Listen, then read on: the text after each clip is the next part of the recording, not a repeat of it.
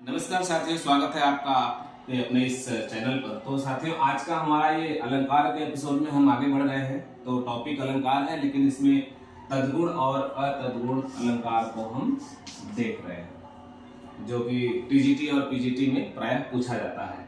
ये inter 12th और 10th के लेवल पर तो नहीं है, लेकिन प्रतियोगी परीक्षाओं में और टीजीटी पीजीटी में अधिकतर पूछा जाता है। तो तद्गुण अलंकार कौन सा है, इसकी क्या विशेषता है, इसके लक्षण क्या है, आइए इसको देखते हैं। तो दोनों को एक साथ देख ले रहे हैं। यहाँ पर दोनों एक दूसरे के विपरीत है। जहां कोई वस्तु दूसरी के संपर्क में आए और उसी के समान हो जाए, वहां पर तद्गुण अलंकार। जैसे कोई व्यक्ति किसी के यहाँ जाए और उसके गुण से प्रभावित होकर के उसी के जैसा हो जाए, तो वहां तद्गुण अलंकार होता है। जैसे यहाँ पर आप अलंकार लिख सकते हैं। यहाँ पर हम अंतर को देख लेंगे। जैसे कि बिहारी जी का दोहा देखिए, अधर धरत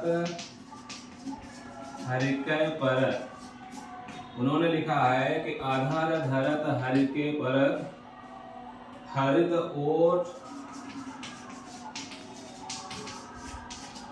पठ ज्योति, और हरित बांस की बांसुरी, हरित बांस की बांसुरी, इंद्र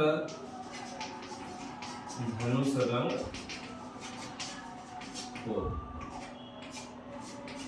यह जग प्रचलित जगजाहिर बिहारी लाल जी का जो दोहा है कि अधर धरत हरिके परत और हरित ओट पठ, डीठी कह सकते हैं या ज्योति भी कह सकते हैं।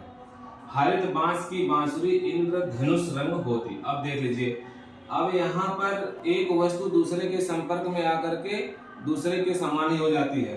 जैसे ही कन्हैया जी अधर, आपको मैं बता दूं कि अधर, ओठ और होठ में क्या अंतर है। तो ओठ जो है ऊपर, मुंह के ऊपरी हिस्से को हम ओठ कहते हैं और निचले हिस्से को हम होठ बोलते हैं। अधर, अधर मतलब होठ ये है और ओठ ये है। तो कर जैसे ही कन्हैया जी अपने जो है अधरों पर, अपने होठों पर मुरली को रखते हैं, तो वहां पर नजर किसकी पड़ जाती है? ओट पठ ज्योति। ओठ की ऊपर वाले, मुंह के ऊपरी हिस्से का जो नजर है वह नीचे के हिस्से पर पड़ जाता है, जबकि बांसुरी नीचे रखी जा रही है कन्हैया जी के द्वारा, ऊपरी हिस्से पर नहीं रखी जा रही है। लेकिन इसकी नजर जो है तुरंत उसकी निगाह पड़ जाती है कि नीचे वाले हिस्से पर, होठों पर जो है बांसुरी रखा है, और उसको देखते ही हरित बांस की बांसुरी, इंद्र धनुष रंग हो। वो क्या देख रही है कि हरे रंग की जो बांसुरी है उसका रंग कैसे है?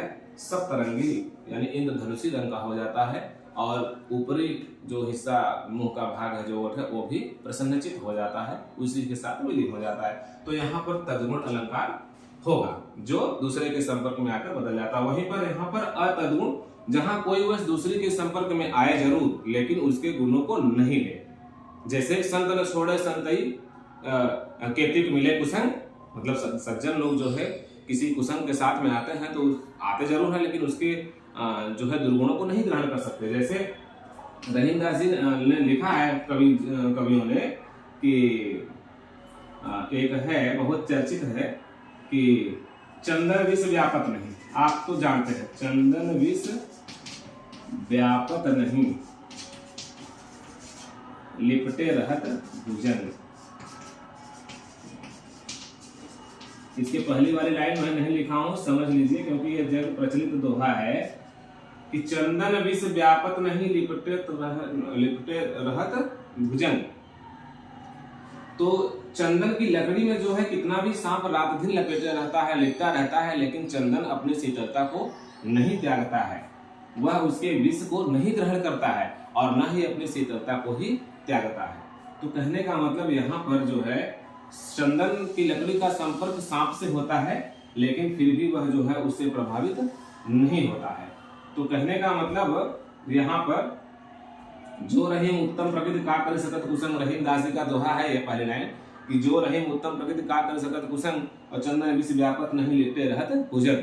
कि रहीमदास जी कह रहे हैं कि जो कुसंग में जाते हैं सज्जन लोग, फिर भी उससे कोई प्रभाव नहीं पड़ता।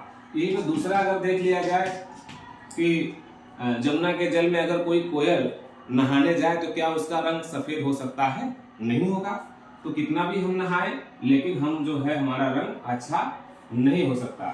और जैसे मेल यहाँ पर एक लिख दो, जैसे मेल कपूर के, फिर भी हींग, पूरा दोहा मैं नहीं लिख रहा हूँ समय अभाव के कारण।